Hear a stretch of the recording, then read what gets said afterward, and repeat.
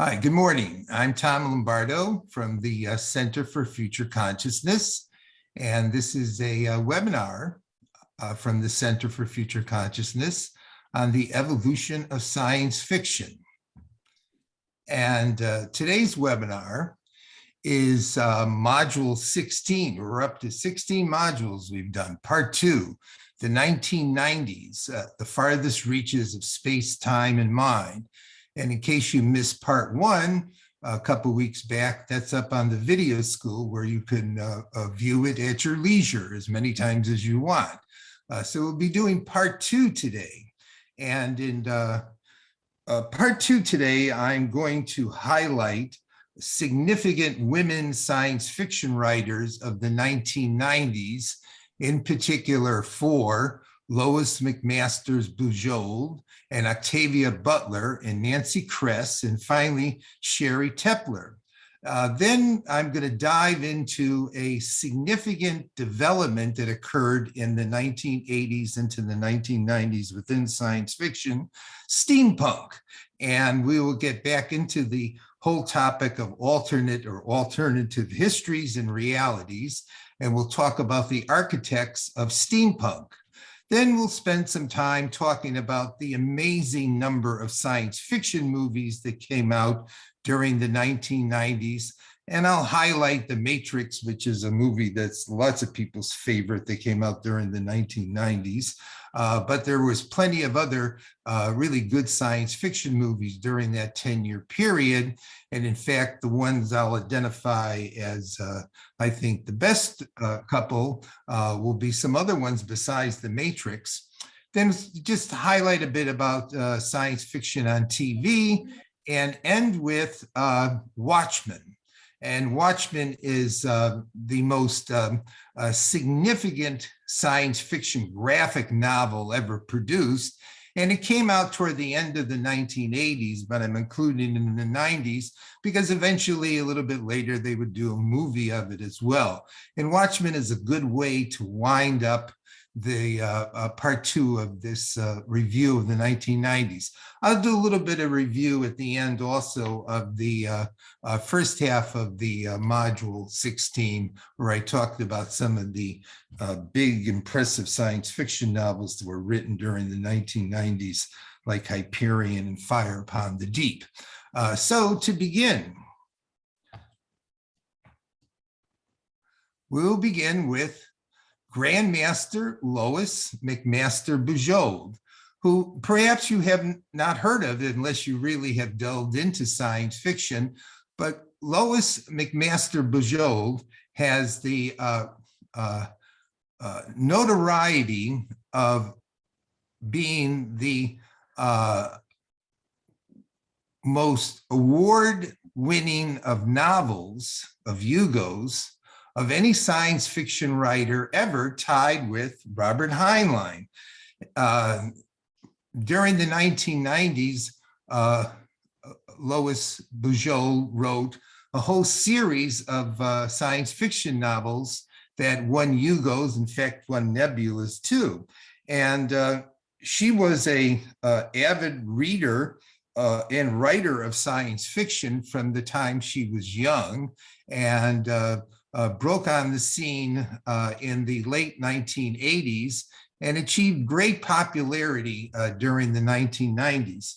In fact, one thing we'll talk about, in fact, we'll highlight here, is that in 2017, her saga, the Vorkosigan Saga, was awarded the best science fiction series of all time. And she won a Hugo for that.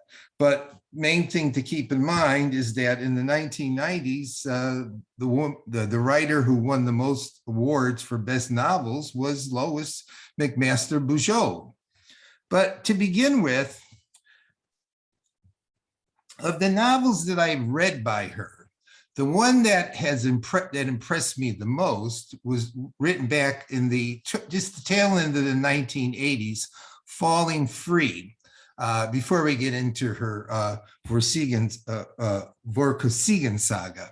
And Falling Free takes place in outer space in the relatively a distant future. I think it's 700-800 years out into the future. And it takes place on a experimental space station where humans have decided to genetically engineer humans who would be able to function in zero gravity, much more capably than humans the way we're structurally built today. And what humans did was they created four-armed versions of the human species and developed this whole colony of them, which they called quaddies, that lived on this space station. And in fact, the cover here, you could see one of the quaddies hugging a male character. This first novel that she wrote, where she won the Nebula for this novel for Best Novel of the Year, brings out a particular strength and quality of all of her writing, is that she is very funny. She is a top-notch comedy element in her science fiction novels, and Falling Free is a really humorous science fiction novel about four-armed humans who live on a space station and are being taught the skill of welding. And now remember, they have four hands too. And the powers that be in future humanity have recently discovered that they can create artificial gravity on spaceships. And so they decide that these quaddies are no longer needed, and they're just going to farm them out onto a planet and let them all just wither away and die. And so the story centers around how are these genetically altered humans, the quaddies, going to be able to survive after the business powers in future humanity have decided that they are a experiment that led to no benefit in the end commercially. I would highly recommend reading Falling Free. It's a very engaging, entertaining, funny novel, and it shows up her strengths as a storyteller and her ability to create humor and her inventiveness. Now, something else about Falling Free I should bring out here is that since it takes place in outer space and there's some various space battles in it, and there's a lot of advanced technology, Bujold actually wrote a significant space opera during the 1990s. And this was the first one. And of the ones that I've read by her so far, of her novels that I've read so far, this is the one that I enjoyed the most. But what she became famous for, which I had introduced already, was this sprawling mammoth space opera saga, the Vorkosigan Saga, which takes place about 1,000 years into the future. And I'm putting up here covers of 5 of the novels and or novellas that won awards or were significant in this ongoing saga that she wrote during the 1990s, beginning with Shards of Honor. And basically, the plot of the whole saga is that 1,000 years from now, humanity is spread throughout the galaxy. We have faster than light wormhole connections between us. We have different cultures of humans that develop on different worlds, who end up in competitive, often militarily conflicting relationships with each other. We have these 2 central characters who are royalty from 2 of the different planetary systems who fall in love, and these 2 planetary systems are enemies with each other, but they fall in love, and against the wishes of their different governments, and they conceive a child, but due to biogenetic accidents, the child that is born is severely physically retarded or diminished in stature, so that Miles, the son, only grows up to be about the size of a 10-foot boy. And Miles becomes the hero running through this grand saga that actually involves, when all is said and done, at least 16 different novels that came out by Bujold over the next 20 years. Miles is a very intelligent, capable, funny character who goes on adventures, is engaged in espionage and mystery, becomes a general, saves the emperor's life, and all along the way through these novels, there is this underlying element of humor, this underlying element of engaging, entertaining action, set often in space opera kinds of settings. I would not in any sense equate the scientific or technological power of these novels with somebody like Stephen Baxter or Greg Egan. But on the other hand, Bujold kept winning awards, and she kept winning awards for these novels because they're entertaining, engaging, good stories with a very sympathetic character, Miles, who, although he's small and his bones are very frail, and he's always getting himself into trouble, he's always got enough ingenuity to get out of the trouble that he's in and come out heroic in the end. So Bujold is the first woman science fiction writer of the 90s, and the most award-winning one of the 90s that I want to mention. And I should also mention that Bujold wrote fantasy as well over the next 10, 20 years too. And Paladin of Souls won the Hugo as best novel of the year when that came out, but that didn't actually get published until the 21st century. But in the 1990s, Bujold created this immense space opera saga with Miles as the main hero, and this 1,000-year in the future space opera of funny and engaging stories and funny and engaging characters. Now, to go from funny to grim and emotionally powerful, we come to the second woman science fiction writer I want to talk about in the 1990s, Octavia Butler. Now, Octavia Butler also, from a very young age, was writing science fiction. And from a very young age, just like Bujold, wanted to become a science fiction writer. Octavia Butler has the distinction of being the first Black woman science fiction writer to achieve national and actually global recognition. She's also the first science fiction writer ever to receive the MacArthur Fellowship back in the 1990s. She was writing science fiction in high school and trying to publish it in high school. And actually, although we're in the 1990s, her first published works came out in the 1970s, but I'm including her in the 90s because she reached her peak in the 1990s. The first series of novels that she wrote, culminating in Wild Seed, is where she first achieved national recognition.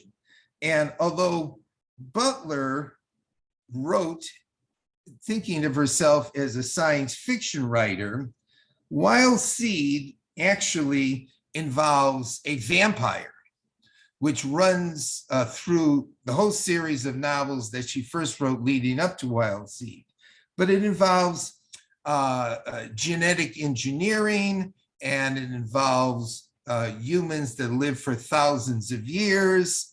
And it also has a quality that's going to show up in a lot of her writing to come, which is that it's often very brutal and tough realities that she describes. Her biggest selling novel, Kindred, came out a little bit later, and actually came out about the same time as well. Excuse me. But Kindred is a time travel story about a Black woman from the modern times who goes back into the 19th century to find her ancestors, who turn out to be a white guy and a Black lady who was a slave. And that would become her best-selling novel that she had written. But up until that point in time, Butler had not won any Hugos or Nebulas for anything, but eventually she would. In the 1980s, she won Hugos and Nebulas for two short stories, short stories, Speech Sounds and Bloodchild. Now, Speech Sounds is a rather gritty story of a future world, near future world, in which due to a plague, everybody has lost the capacity to speak. And it's a good, vivid, what do I want to call it, post-civilization vision of reality. And there's more of that to come. But Bloodchild is the one, to me, that early on stands out, because Bloodchild is one of the most viscerally powerful and imaginative images of aliens that I've ever run across. Aliens who actually plant their babies inside of humans, and in a cooperative relationship, in fact. And Butler's capacity to envisions this strange symbiotic relationship between these giant insect-like creatures. It sounds a little bit like Alien, of course, and human beings is very, very impressive. In the vision of the aliens is as impressive as the kind of aliens that were depicted during the Golden Age and the Silver Age.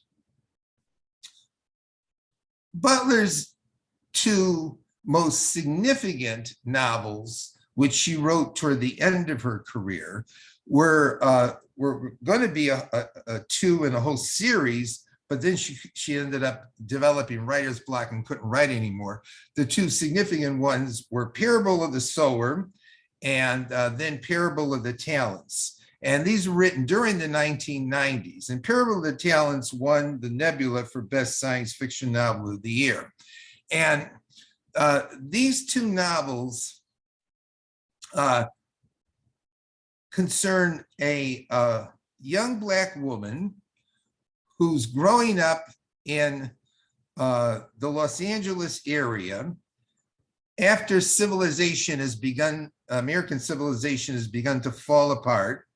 And she's like 15 years old when the novel begins, Parable of the Sower. And she lives in a guarded community. And the world that she lives in, the America she lives in, is very, very dangerous. And she's into a survival mentality. And there are people that wander the streets on a drug, which makes them infatuated with fire and burning things down.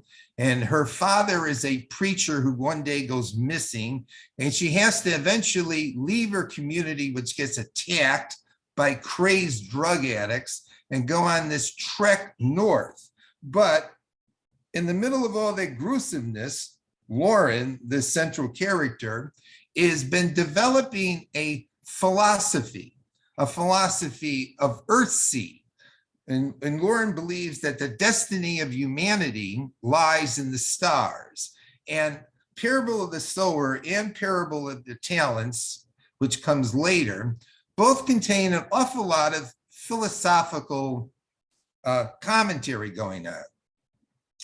a famous line that comes out of Parable of the Sower is all that you touch, you change. All that you change changes you. The only lasting truth is God is change. And Lauren is developing this philosophy of life where in her mind, the fundamental deity or principle of the universe is change, but change could be negative, change could be positive, and has to struggle through very difficult and dangerous realities just to simply stay alive. The image that I get of Butler's notion of God as change is very similar to the Hindu god of Shiva, the god of creation and destruction. Butler's philosophy sounds sort of like a philosophy based on Shiva. Parable of the Sower eventually comes to the point where Lauren is able to create a new community where people are developing this philosophy, this Earthsea philosophy, with this hope that in the future humanity may go out into space. And the story is taken up in Parable of the Talents, which is later on in a chronological sequence. And now the United States, in the middle of all the disaster that's going on, has been overrun by Christian militant fundamentalists. And Parable of the Talents is definitely one of the most brutal science fiction novels that I have ever read. Parable of the Talents has a lot of violence in it. And the picture of Christianity that's painted in it is very bleak and negative, more so than even like in Handmaid's Tale. Lauren has to struggle to stay alive. She's imprisoned, her community's imprisoned. They finally overturn their Christian overlords. And at the end of the whole saga here, up to this point in time, humanity is finally able to begin to go out into the stars. It's an odd combination of elements, to say the least. It's these are survival novels with lots of violence, with lots of danger, with lots of people dying along the way, with rape and pillage and everything else that goes along with it. Very, very gritty, very, very emotional, very character focused. And at the same time, we have this Black lady here who's a philosopher through the whole thing. And eventually at the end, her philosophy comes to some fruition. Octavia Butler was a second significant female or woman science fiction writer of the 1990s, and died rather young, tragically, but definitely reached her peak in Parable of the Sower, Parable of the Talents. You could read one or you could read the other one. You don't necessarily have to read Parable of the Sower first before you read Parable of the Talents. Chronologically, though, that's the sequence: the sower and then the talents. But both of them are very good. Both of them are their literary quality is very, very direct. But as I said, they're very, very brutal, especially Parable of the Talents as novels. Something I'll come to a little bit later on this is the fact that during the 1990s, and here is one example, Octavia Butler, there seemed to be a lot of violence being depicted going on within science fiction. Now, the third science fiction, woman science fiction writer I want to mention is Nancy Kress. And Nancy Kress achieved fame in the 1990s for her novella and then novel Beggars in Spain.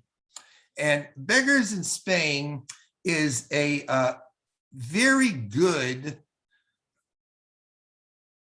narrative on the possibilities of the genetic enhancement of humans. And in particular, if we could design humans that didn't need to sleep. And in this novel that takes place in the near future, humanity has divided into two groups, the sleepless and the sleepers. But because the sleepless have 24 hours a day to be productive, as evolves in this story, the sleepless become the primary source of innovation, productivity, creativity in the world. But the bulk of the population of the world are still sleepers. And so the philosophical question develops in here, and it revolves around Ayn Rand's objectivist philosophy. Is a human person's worth simply a consequence of their capacity to produce, their merit, their accomplishments?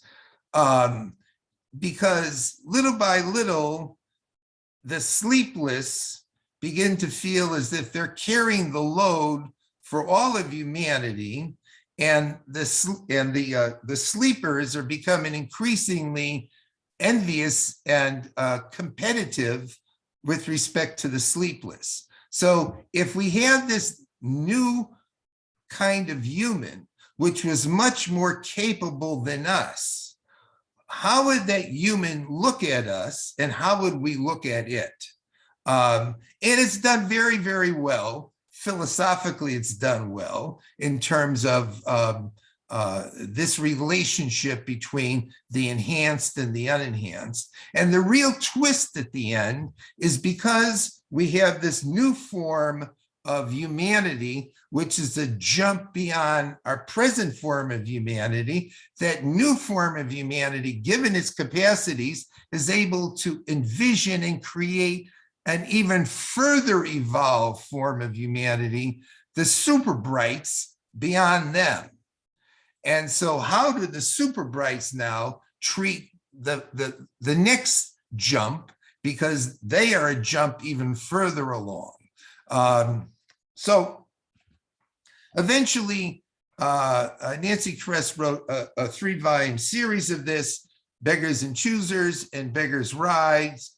And also over the next last 20 years, she's written a slew of different science fiction novels and science fiction stories, and has repeatedly won awards for her short stuff, as well as a couple times for her longer stuff. But her main, most famous work is Beggars in Spain, and it's another novel that I would highly recommend reading. I think it's philosophically very astute, and a very good, like also Greg Bear's Darwin's Radio is, on contemplating how would we relate to a more advanced form of humanity, and how would they relate to us?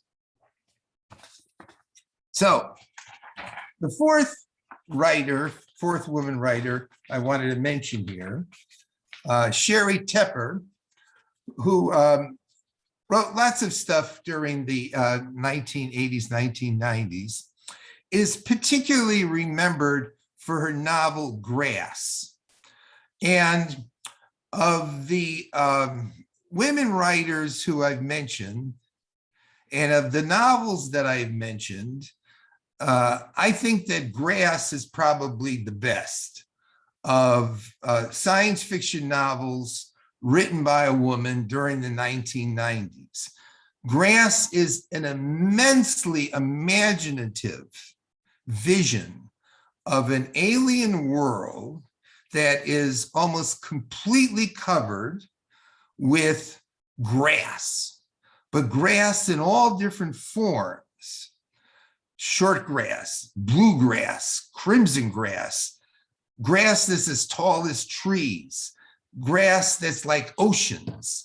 The vision of this strange and different world of seas of grass, a forest of grass, to begin with, is a very fascinating idea. But that's just layer number one, because this world has been settled by humans who have developed this culture of going on fox hunts.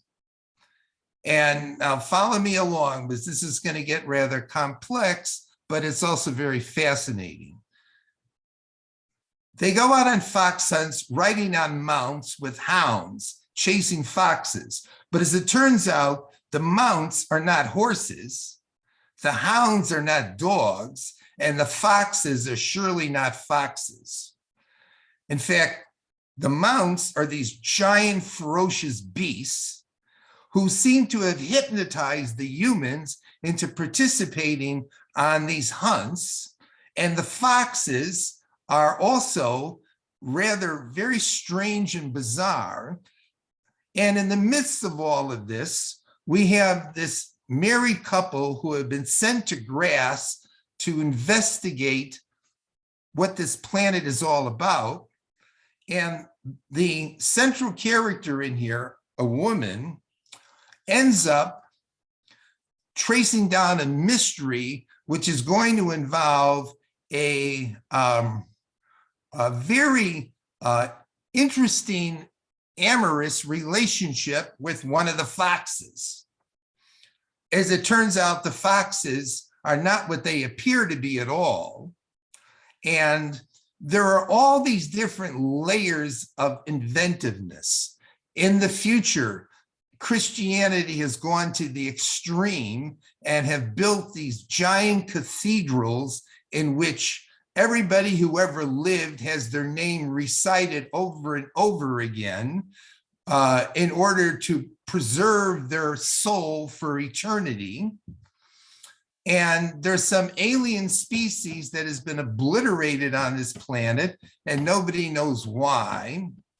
And there's this central woman character who has a husband who just pretty much ignores her, and she becomes the hero of the whole tale, and she has a relationship with an alien. And so people have said that Grass is like a contemporary retelling of Beauty and the Beast. And it is that, for one thing, but I would definitely recommend it to see a really top-notch example of world building, of an alien world with different alien species, with mysteries, and with humanity involved in strange cultural practices. So of the women writers of the 90s and of the novels they have written, I would definitely recommend Grass as being the best of them all. Now, at this time, I'm going to turn to steampunk. And I'm just throwing up here on the screen a number of books that are good resources for steampunk. Steampunk, Alternative Histories, Realities, and Futures, Culture, Art, and Everything Else. Steampunk, and which I will get into, emerged in the 1980s and into the 1990s. Two very good books tracing the development and the complexity of steampunk are Jeff Vandermeer's The Steampunk Bible and Brian Robb's Steampunk and Illustrated History. Up there, there's also one book on steampunk art, and there's a couple key books of collections of essays, articles, essays, not essays, stories, steampunk stories. But steampunk is created as a movement in science fiction, not just simply a particular literary subgenre, but it has also created this whole new way of life. And what does that even mean? And we'll come to that. Now, here's another example of steampunk imagery. Now, this definition, and there's an image of the steampunk tree at the Burning Man festival. Every year they put up a steampunk tree. Jeff Vandermeer came up with this definition of steampunk. Steampunk is equal to a mad scientist inventor or invention, steam or airship or metalmen with Baroque stylings and pseudo-Victorian settings, plus progressive or reactionary politics times adventure plots. Okay, rather complex, but that's the definition he came up with. The term steampunk was coined by K.W. Jeter in 1987. And Jeter was a science fiction writer who was writing, along with his two friends, Blaylock and Powers, a kind of science fiction in which the settings of the science fiction were often Victorian Europe or Victorian England in particular. But in those settings, there would be unusual technologies that often did not exist back in the 19th century. And Jeter, in a letter to Locus magazine, somebody asked, well, what do you call this kind of stuff that you're writing that combines together something historical with something science fiction-like? And he came up with the term steampunk. Now, keep in mind, by that time, the term cyberpunk was already in science fiction communities. And so he just changed from cyberpunk to steampunk. And steam having to do with the fact that the technologies often are steam-driven, like steam technology, steam industry of the 19th century Victorian time. Now, that's a rather simple way of describing it, and I'm going to get into a little more detail with that.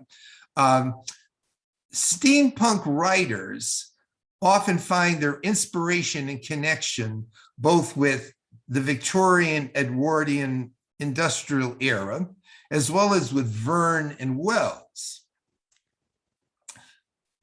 But what they do is they create alternative histories in which there are technologies that did not exist in the 19th century. And they create these science fiction stories with these technologies that weren't existing at the time. But the science fiction stories are often set within the 19th century. And in this case, the whole movement seems to have been instigated by a quartet of people. As I've talked about before and everyone is familiar with, Philip K. Dick was a great science fiction writer of the 1950s, 60s, 70s, into the 70s, even the beginning of the 80s. And Philip Dick lived in the LA suburbs in California. And Dick became friends with these three budding new science fiction writers, Tim Powers, Jeter, and Blaylock. And they would get together and talk about science fiction, writing stories, drinking scotch, smoking cigars, sometimes going on and having beers at a pub. And Powers, Jeter, and Blaylock interacting with each other and interacting with Dick were the three writers who gestated or created this new form of literature through their interactions with Dick and their interactions with each other. And Powers, Jeter, and Blaylock were all college students at the time, all majoring in literature, all interested in Victorian literature, all interested in Wells and in Verne, but they started to create these very strange stories. And from that literary beginning, steampunk emerged into this global subculture involving art, music, gadgets, clothing, the whole ball of wax. There's a good quote I have up here, which is an interesting one from Bruce Sterling talking about steampunk. The past is a kind of future that has already happened. Now, just to give you a feel, when I say steampunk is multifaceted, and there's art, fashion, craft, jewelry, gadgets, and gizmo, here's just some images of steampunk clothing, steampunk gadgetry, steampunk art, in order for you to get a feel for it. Notice if you look at it, there is a definite 19th century look to it, but it's techno-enhanced, techno-jazz. It's very ornate. It has a combination of things from the 19th century put together in strange different ways to look kind of retro, but at the same time look futuristic. The last time I went to a science fiction convention, the dance that they had was a steampunk dance where everybody dressed up in steampunk costumes. So although it started off as a literary movement in the 1970s, not 1970s, 1980s into the 90s, it emerged and people got into it as a form of clothing, a form of play acting, of creating crafts, of creating dolls, of creating contraptions, of creating art, and having dance balls and the whole ball of wax. And it has definitely gone global. So this is a good example of where science fiction can become, in this case here, a way of life. Now, I mentioned Jeter, who coined the expression steampunk in '87. And I have up here Jeter and Dick's Quartet because he was part of Dick's Quartet and Philip Dick's Quartet. Jeter was the first one who met Dick. And Jeter met Dick because Jeter wrote this story, novel, Dr. Adder, in the early 70s, which Dick said was the first cyberpunk novel ever written. And Dick read it, and Dick thought it was fantastic and began his personal relationship with Adder, with Jeter and Jeter's two friends, Blaylock and Powers. And Dr. Adder is unquestionably one of the most gruesome, disgusting, vulgar, pornographic science fiction novels I've ever read. Jeter couldn't publish it back in the 1970s, was no one to publish it. Dick loved it. You wouldn't call it steampunk. You would call it kind of vulgar cyberpunk, whatever it happened to be. But this connection fused between the two. And Jeter continued to write into the 1980s. And as he continued to write, him and Powers and Blaylock would get together and talk about writing and would sit and read this very boring book on London in the 19th century called London Labor and the London Poor.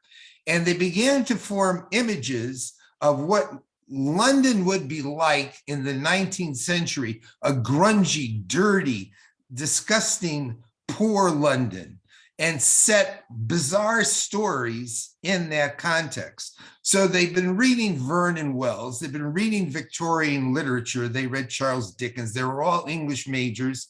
You know, Jeter was extremely inventive, and in this case here, he was very pornographic in the 1970s, and he'd sit around with his two buddies and sit around with Dick and get drunk and et cetera, and out of that came the first steampunk novel, Morlock Night. This is usually seen as the first steampunk novel. And it's a steampunk novel because it actually does take place in 19th century England. But what happens in this novel is that, and recall last time I mentioned that Stephen Baxter wrote the sequel to The Time Machine, Time Shifts in '95. Well, actually, Jeter had beat Baxter to it. Morlock Nights is the sequel, Jetter's sequel to The Time Machine, but written in earlier in the what was written in what 1979, came out in 1979. And in here, what we have is a development off of The Time Machine, is that the time traveler goes back into the future to go looking for Weena, and the Morlocks kill him and steal the time machine. And in the time machine, come back to 19th century Europe and invade London. And so the story begins with the Morlocks from 800,000 AD with a time machine invading London in the late 19th century. And the central character in this novel, who is one of the time traveler's friends, makes contact with this strange person who turns out to be Merlin the magician from the Middle Ages. And Merlin recruits him to fight the Morlocks. In order to do that, they have to go find King Arthur and the sword Excalibur, and they enter into this adventure, combining together fantasy, time travel, the Morlocks invading us in 19th century Europe. And you could say that it's not exactly science fiction because it's got these other additional elements thrown into it of fantasy, but it's mixing together different kinds of fantastical technologies. Also, the lost city of Atlantis is in this too. Different fantastical technologies with a Victorian setting. And it's usually seen as being the first steampunk novel. But Jetter's, in my view, his best steampunk novel by far was Infernal Devices, which comes later and toward the end of the 1980s. And I would definitely recommend, if you haven't read any steampunk and you would like to have a feeling for what steampunk is all about, that you should read Infernal Devices, because Infernal Devices, in my mind, is one of the funniest science fiction novels that I've ever read. And Infernal Devices takes place in 19th century Europe, in London, involves a guy whose father was an inventor who's just died. And this strange dark-skinned man comes to his door and gives him this contraption, which he doesn't understand what it is. And he goes on this adventure through London, which involves people that look like fish, a crazy man who has a machine that's going to blow up the world, a guy who time travels from the past into the future and back again, a prostitution ring, a moral majority group of characters who wants to hang him by the neck. There's 6 suggestions here of the Frankenstein story all over again, of a robot who can imitate Paganini playing the violin, but also has an amazingly big mechanical penis. And it's just a hilarious piece of work, combining, again, 19th century with strange technologies and putting it, in this case here, put it in a very comical fashion. Something to say from just talking about Jetter and steampunk is that even though steampunk envisions technologies that didn't exist in the 19th century in Europe existing, an alternative history, it also throws in lots of fantasy as well. So it's a combination of the two. Now, the second writer, and I bring up fantasy because of the second writer of the threesome, the inventors of steampunk, Tim Powers, wrote what lots of people think of as maybe the best steampunk novel, The Anubis Gates. Other people think other novels, but I think The Anubis Gates is very good. And The Anubis Gates, which does involve time travel, going back to the 19th century London to go listen to a lecture by Coolidge. It also involves Egyptian gods from the past attempting to invade the present. The Anubis Gates is a very complex and rich story about traveling through time, about people having replicas of themselves made, of Egyptian sorcery thrown in, and of a character who actually goes back in time and writes books that he eventually studies out into the future, back where he first came from. And Anubis Gates is a very complex book. And also there's an extremely excellent villain in it who's up here on the screen. The clown villain who was in the Anubis Gates. And so the Anubis Gates combines history, combines mythology, combines time travel in the 19th century, and is one of the really good steampunk novels of the period. And then we come to the third one, James Blaylock. Remember, there were three of them that created steampunk, Jeter and Powers and then Blaylock. And Blaylock is known especially for his two novels that are connected together, Homunculus and Lord Kelvin's Machine. Now, again, we're going to get fantasy, mysticism, and other things combined together with technology, all thrown into the 19th century, alternate histories. In this case here, we have what is a story about a group of scientists who have become aware that there is a dirigible circling around London. And in this dirigible is probably an alien, but it's being guided by a dead man. And there's an evangelist running around London who thinks the alien is his father.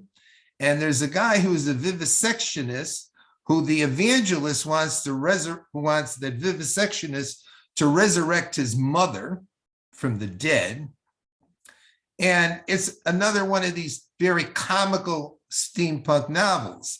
And to bring that on again now, steampunk frequently gets very comedic. In Lord Kelvin's Machine, which takes up the story even further, we have a man watching his love be murdered and then going and finding a time machine where he can go back in time and save his love from being murdered, but then goes back further and saves the guy who murders his love from being killed. Sort of a crazy, twisting time travel story. Homunculus, I think, is better than Lord Kelvin's Machine, but in fact, they're both very funny. And Blaylock continued to write stories centering around this group of scientists who lived during the 19th century with the central character Langdon St. Ives and interactions that they have with a whole slew of different bizarre characters. Now, that's another key element in here, even though they talk about steampunk as involving alternate history and technologies of the 20th century being placed in the 19th century. Steampunk is filled with very strange and bizarre characters, from Egyptian gods and goddesses to people who raise people from the dead, to second comings, and all different kinds of comical and strange individuals. So that's just a little bit about steampunk. There's a lot more that I could say with the writers.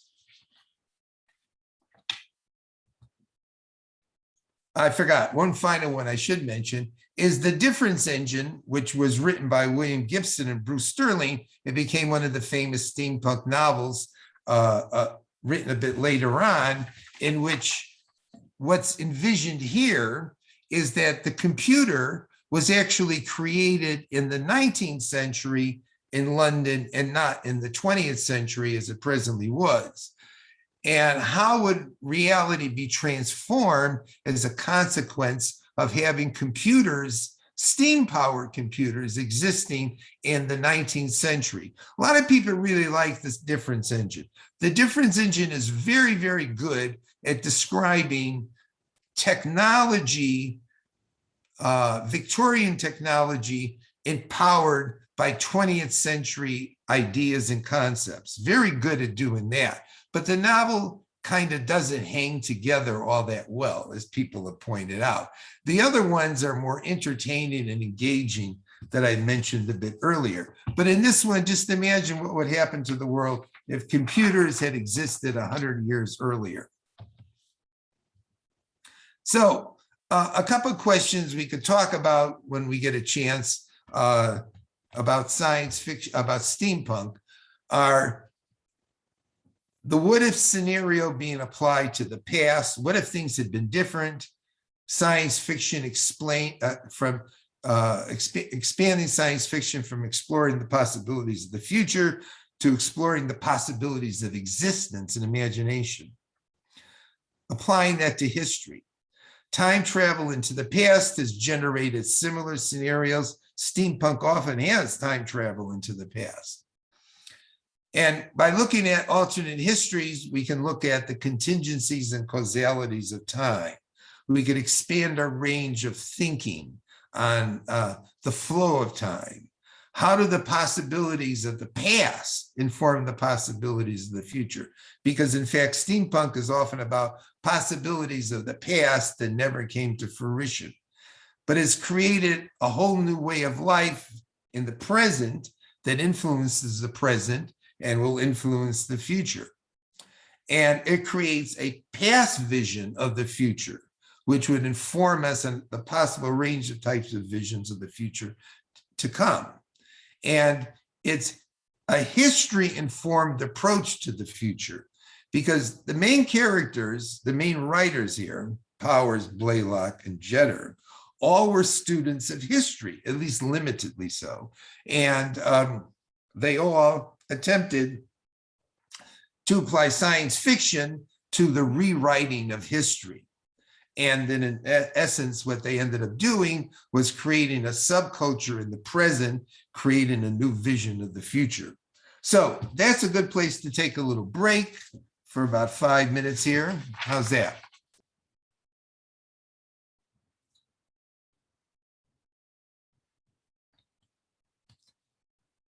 So for the rest of part two, as I mentioned, I'm going to move in now to science fiction movies.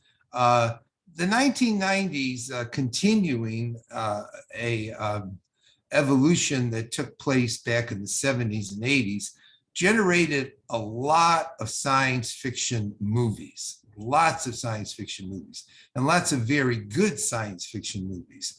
One movie in particular that got a lot of attention when it came out was The Matrix.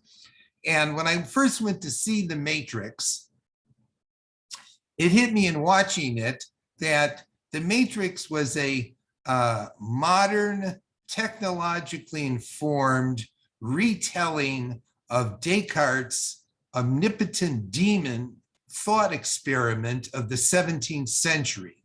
That is to say, Descartes thought of this idea in the 17th century when he suggested, how do I know that I'm not lying on a table in a laboratory where somebody has hooked up to my brain all of these wires, which are stimulating my brain so that I'm having all of these experiences right now, but they're not real. They are simply being created through the stimulation of my brain, which indeed is what the Matrix is all about. In this case here, the omnipotent demon has been replaced by a not quite omnipotent, but super powerful computer, which has hooked up to human brains, stimulating circuits, which get people thinking that they're living in this reality that we're in right now. But in fact, we're really not in this reality at all. This is all a simulation, a fake. So what is the ultimate nature of reality? What if the reality that we look at right now, that we touch and we smell, is not real in the sense that it's nothing but a simulation produced by a machine? So our very notion of what is real gets undercut by this thought experiment. And in this case here, undercut through envisioning a technology powerful enough to simulate in rich detail everything that we're experiencing right now. Now, this becomes a serious philosophical question. I mean, Descartes raised it in the 17th century, but in fact, in the last 10, 20 years, it's become a very popular topic of debate and discussion in academic philosophy and science. How do we know that we're not living right now in a simulation created by some advanced form of intelligence, perhaps of a computer nature, and that we are simply feeling and thinking all of this, but this is not real. This is nothing but a simulation, the whole thing.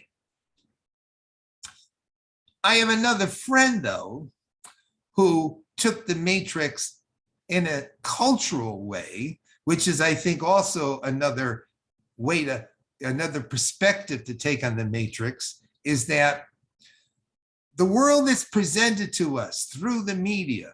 The world is presented to us through pop culture. This is all a concoction of powers behind the scene, that we are in fact living in the Matrix in the sense that our brains, our minds, our experiences are being manipulated and controlled by powers behind the scene who want us to think that this is what reality is all about when it really isn't. So of course, this is the ultimate paranoia trip. And in fact, that's what the Matrix is, an ultimate paranoia trip, in that how do I know what I think and I feel and what I perceive is real, or perhaps there is some power behind the scenes, whether it's corporate or government or aliens or super advanced computers that are making me feel and think and hear everything, but it's not really real. The Matrix in particular raises this issue of paranoia and kind of absolute conspiracy theory within the context of technology, and that there is a real concern expressed in this movie over whether technology is something of benefit, or could be is of something of benefit to humanity. Maybe technology is going to end up controlling us, completely controlling us, controlling our consciousness. So you could see it as a philosophical experiment. You could also see it as a warning about technology, that technology is gaining control of our minds. Even if it hasn't completely right now, it's going to gain control of our minds. And so it gets itself involved in what I would describe as a kind of regressive romanticism. Perhaps technology is a bad thing. Perhaps we have to get rid of technology. Perhaps we are being destroyed. Our sense of truth, our sense of what's good is being destroyed by technology, in this case here, computer technology. So I describe it as also as regressive romanticism. That is, the Romantic movement was a reaction against modern technology and a return to nature. And the Matrix, although it's filled with all kinds of technological devices and informed by technology, at the same time expresses this deep fear of technology. Technology is going to eliminate our identities. Technology is controlling us. We're being enfeebled by it. Our sense of reality is being distorted, perhaps to the nth degree, and we don't even know what is real anymore. So the first movie of what turned into a trilogy here, The Matrix, Matrix Reloaded, and then Matrix Revolutions. I thought the first movie was very good philosophically, very interesting. The next two got increasingly convoluted, and there was no really big punch the way there was in the first one. But the first one I thought definitely was done well in terms of a science fiction movie that raises deep cultural, philosophical, questions and issues, and that addresses the whole notion of reality and human autonomy. And then we, of course, have the rebels. And at the center of all of this, which of course, not of course, but repeatedly shows up in science fiction, repeatedly, because science fiction is mythology about the future. What shows up is a messiah. We find messiahs frequently in science fiction. In this case here, Keanu Reeves plays the messiah who has to rescue humanity from this evil, powerful, omniscient force, which is controlling our minds and giving us freedom again. That the Messiah is going to bring us freedom again after being under the power of the computer, under the power of powers beyond us. So, Matrix, I thought, was one of the best science fiction movies of the 1990s and was one of the most popular science fiction movies of the 1990s. And lots of things to recommend it. But by no means was it the only very good science fiction movie of that 10-year period. In fact, 3 others I would recommend, if you haven't seen them, probably have seen all of them, that were equal to The Matrix in overall quality were Dark City, 12 Monkeys, and Terminator 2. Terminator 2 also has the fear of technology embedded in it. Dark City, on the other hand, has a very ominous fear of our minds being controlled, in this case here, by aliens. And then Terry Gilliam, who had done Brazil back in the 1980s, Terry Gilliam from Monty Python, did 12 Monkeys in the 90s.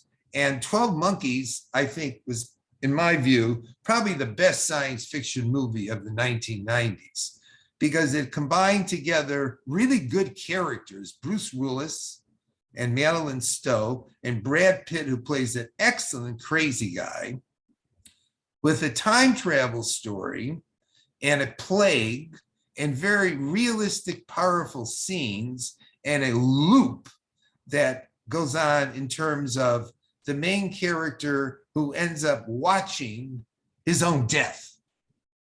In case you haven't seen 12 Monkeys, I would definitely recommend watching it.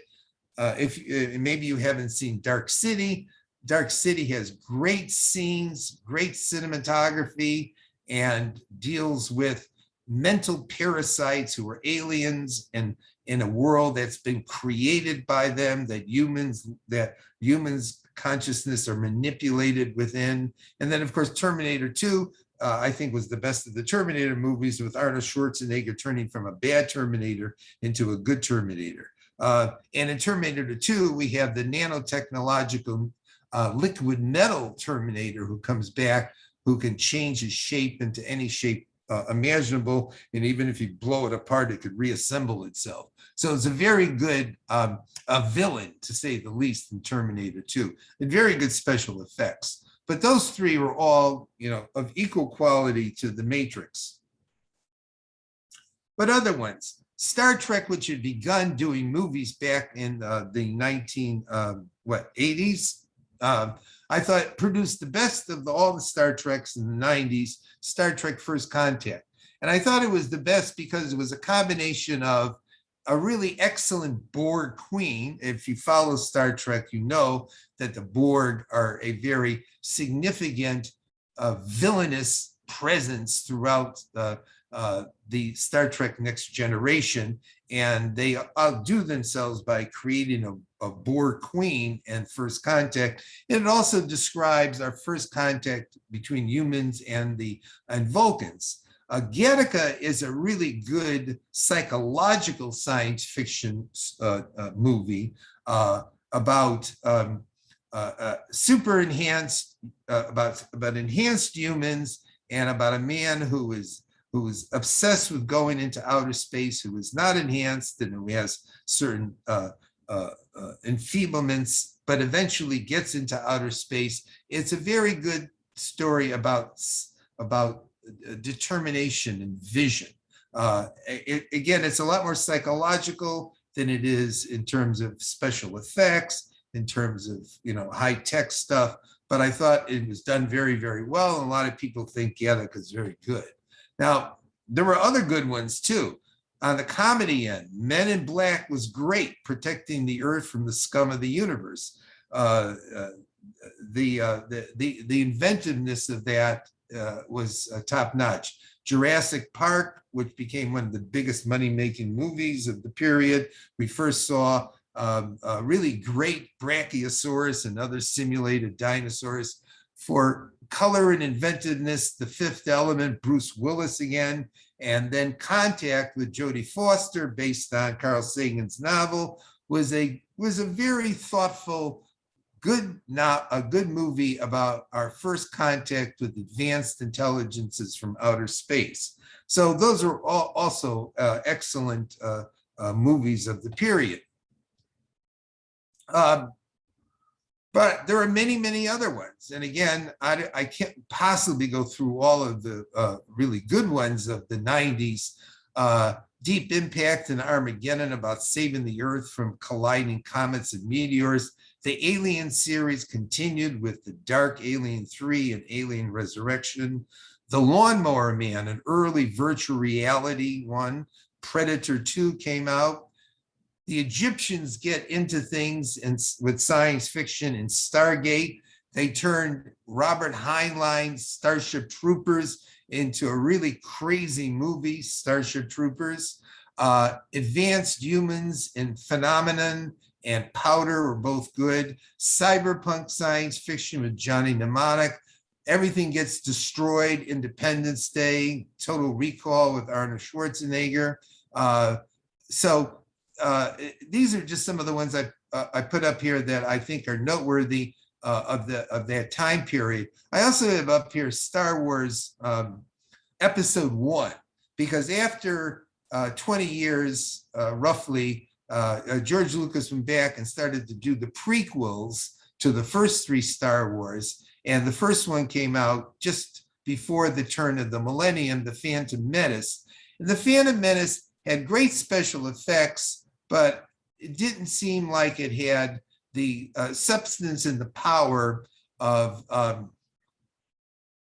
the original Star Trek movies, but not Star Trek, Star Wars movies. But in fact, Star Wars kept going through into the 21st century.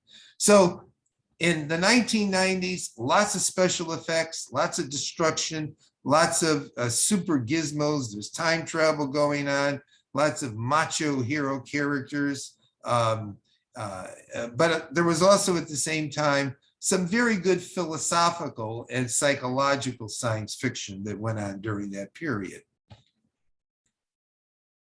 And I have a complete list, or a relatively complete list, of noteworthy movies of that 10-year period. And it's like 100, at least 100 halfway decent science fiction movies got produced in that 10-year period. In the 1990s, we see the emergence of a science fiction channel, the Sci-Fi Channel. And here's a book which describes, which you can buy, the history of the Sci-Fi Channel.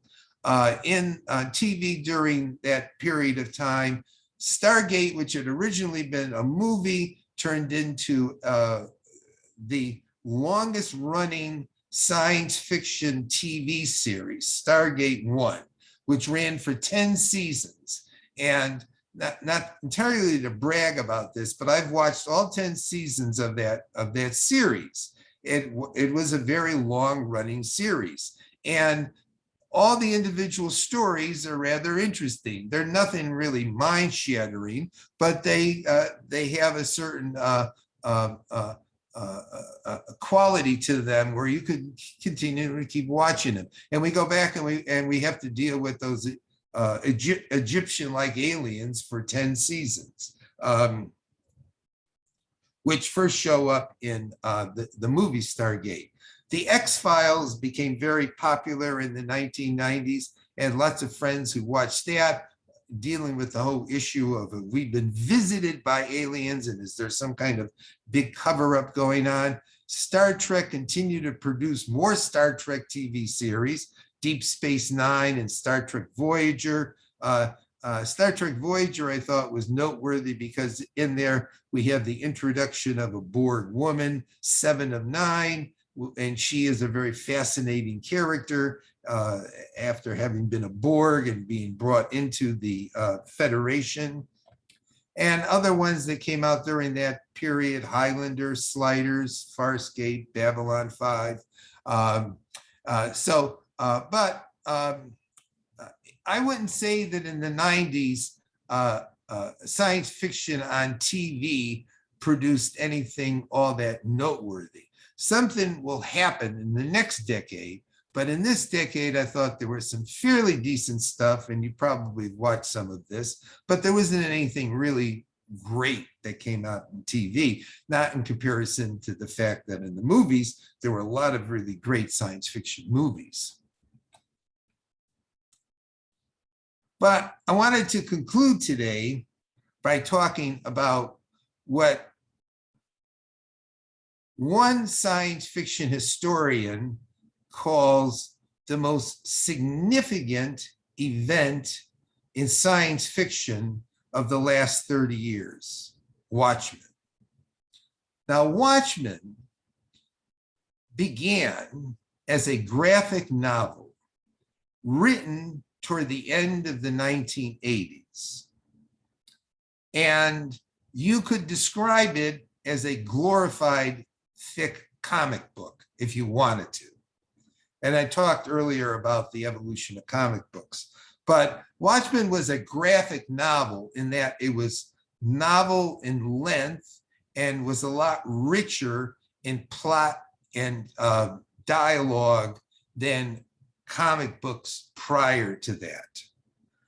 Watchmen, though, ended up getting voted by the editorial team of Time magazine as one of the 20 greatest pieces of literature written in the English language in the 20th century. Now, I'll say that again. The editors of Time magazine voted Watchmen as one of the 20 greatest 20 greatest English-speaking pieces of literature of the 20th century. This was a graphic novel, a big, thick comic book. What made this so significant? What made Watchmen so significant? Now, you may have seen the movie. The movie didn't come out till the beginning of the new millennium, the first decade of the new millennium. Maybe you haven't gone out and bought the book. The book, of course, is a big, thick graphic novel. But Watchmen was the culmination of some early stuff that had been written, like Neil Gaiman's Sandman and Coraline and Akira, the mangas that were written over in Japan. And it was an effort to create something which was deep and intricate and epic in scope, and yet borrowed or drew from the superhero genre and drew from the types of themes that the types of characters that were depicted in superhero comics, but with a whole new set of superheroes. Now, what right off the bat, what's significant about this, to connect it up with other things in science fiction, is Watchmen is an alternative history. Watchmen takes place in a world which is different than our world. In fact, a world in which President Nixon is president of the United States, and we won the Vietnam War, and Russia and the United States are about to engage in a mutual nuclear annihilation.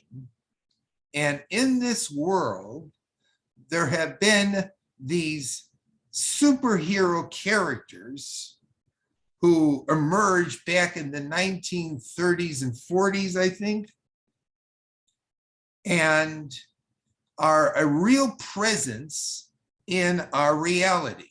So imagine that you had a world in which Superman was real. Well, in this world, this alternate reality, we have the Watchmen who are real. And the Watchmen, there's 6 of them up here on the screen, the images of them. The blue guy in the back is Dr. Manhattan. The one in the front here is the comedian. And a Watchman opens with the comedian being murdered. That is, a superhero was killed. And the story revolves around trying to figure out who killed the comedian. But it's a very intricate story. It's a story with lots of sociological commentary, the state of our world. It's a story in which one of the superheroes on the screen is going to try to do something to prevent all future war. Dr. Manhattan is this strange, bizarre, mutated human who has just lost connection, emotional connection with humanity, and was once a regular human, but now has been transformed into a being that can move through space and time at will. A very interesting character. And Rorschach, who's the narrator of Watchmen, who on his face, you have this transforming pattern of black forms, like on a Rorschach test.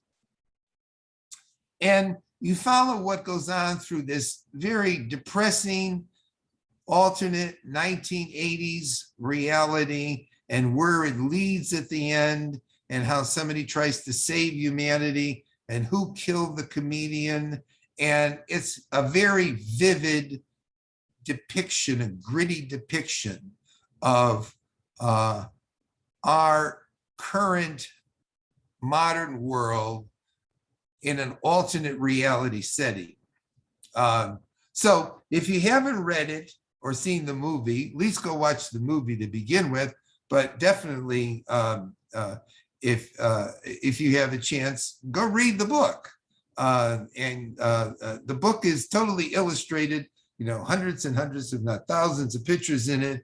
And it's a very a deep, multifaceted critique of modern times, but put in the form of an alternate reality with superheroes, all of whom are not as good as we would hope them to be.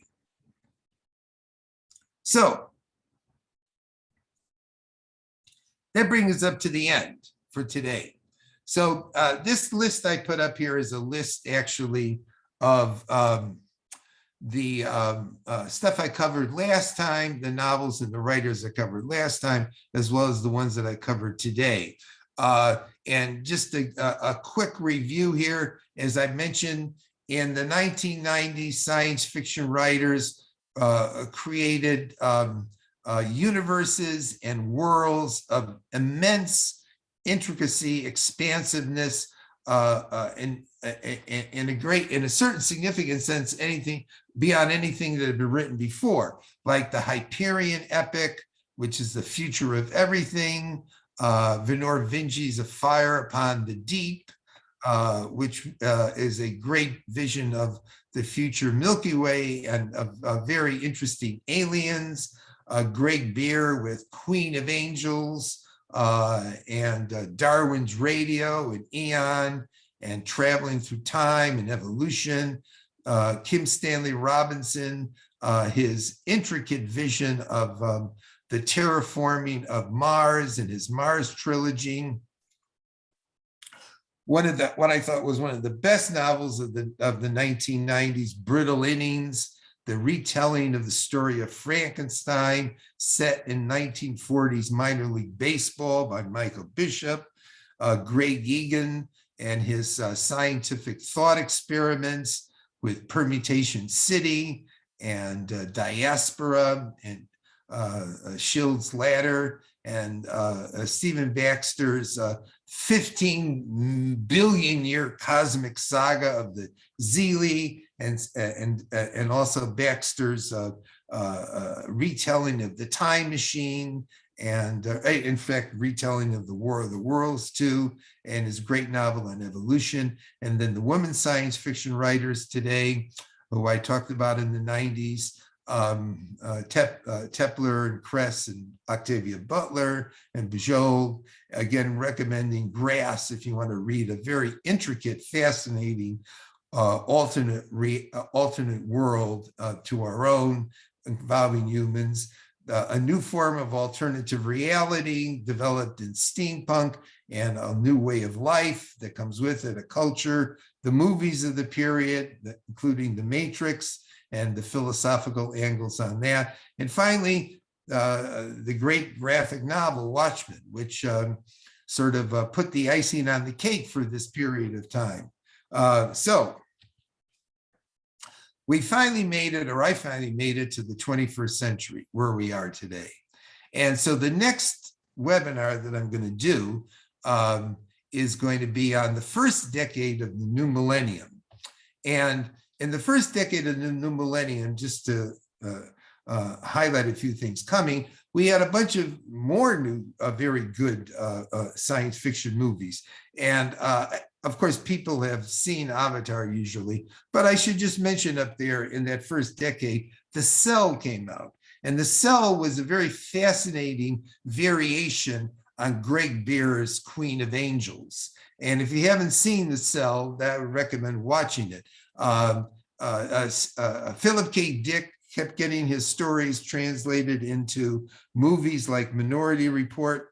But in that first decade, I think, which I'll talk about, science fiction TV took a big jump, finally, something that I thought was of really high quality, both in terms of special effects, complexity of story, philosophical depth, and all of that. Finally got a really great science fiction TV series. And I'm even commenting here with respect to the original Star Trek, which was pretty good, but still wasn't what I call great. But something really fantastic emerged in that first decade. The redoing of Battlestar Galactica. And Battlestar Galactica, in my mind, became a jump forward in science fiction TV in that first decade. And I'll talk about that. But also in that first decade, there were lots of new significant novels and new significant writers, including Spin and Perdido Street Station and River of Gods and Accelerando. New writers here, Alistair Reynolds and Hominids, about super advanced Neanderthals. And a very fascinating, won all the awards that year for best science fiction novel. Very fascinating novel came out, The Yiddish Policeman's Union. And in case you've never heard of it, go look it up. It was one of the biggest award-winning science fiction novels of that period of time.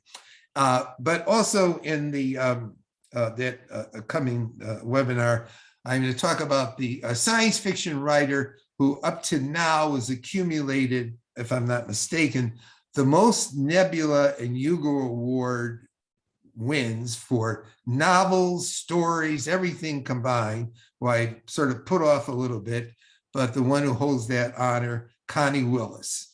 And we'll talk about Doomsday Book, to say nothing of The Dog, and Blackout and All Clear. So that's what's coming next time. And thanks for coming today. And let's see if we have any questions, discussion. We can stop sharing.